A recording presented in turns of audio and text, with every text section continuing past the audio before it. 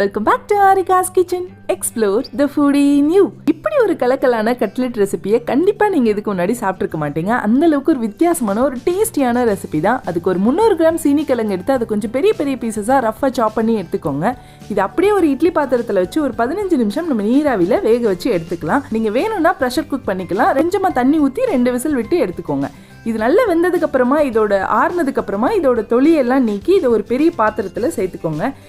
இது கூடவே ஒரு 50 கிராம் பன்னீர் சேர்த்துக்கோங்க. பன்னீர் சேர்க்கும் போது கட்லெட் சும்மா சூப்பரான ஒரு டேஸ்ட்ல இருக்கும். இப்போ பன்னீரும் கிழங்கும் நல்ல கம்பைன் ஆகிற அளவுக்கு நல்லா மசிச்சு விட்டுக்கலாம். நீங்க வேணும்னா மிக்சியில போட்டு 2 பல்ஸ் ஆப்ஷன் கொடுத்து எடுத்துக்கோங்க. இதுல ஒரு அரை கப் வெங்காயம், 3 பச்சை மிளகாய், கொஞ்சமா மல்லிச்செடி, 1.5 டீஸ்பூன் அளவுக்கு உப்பு சேர்த்து ஒரு நல்ல ஒரு திக்கான டோவா பிணைஞ்சுக்கோங்க. இதுல கொஞ்சமா மாவு எடுத்து நல்லா ப்ரெஸ் பண்ணி நல்லா அழுத்தம் கொடுத்து இதை நம்ம ஷேப் பண்ண போறோம். ஏன்னா நம்ம பால் தண்ணி எதுவுமே சேர்க்காததுனால இது கொஞ்சம் உதிர்ந்து போகிற மாதிரி தெரியும். பட் நம்ம நல்லா அழுத்தம் கொடுத்து பண்ணோம்னா ஈஸியா நம்மளால ஷேப் பண்ண முடியும். உங்களுக்கு இன்னுமே அதை சுலபமாக்கணும்னா இந்த மாதிரி ஃபுட் ராப்பர் பேப்பர்ஸ் யூஸ் பண்ணி நீங்க ஷேப் பண்ண ட்ரை பண்ணீங்கன்னா ரொம்பவே ஈஸியா இந்த வேலை முடிஞ்சிடும். நான் இன்னைக்கு ட்ரையாங்கிள் ஷேப் யூஸ் பண்றேன். நீங்க ஸ்கொயர் அல்லது சர்க்கிள் எந்த ஷேப் வேணாலும் நீங்க கட்லெட் ரெடி பண்ணிக்கோங்க.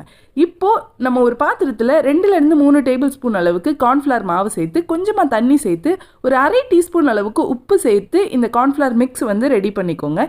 இது கூடவே கோட் பண்றதுக்கு நம்ம டெசிகேட்டட் கோகனட் எடுத்திருக்கோம். அதாவது காய்ந்த தேங்காய் துருவல் அல்லது தேங்காய் பவுடர் அப்படின்னு சொல்றது.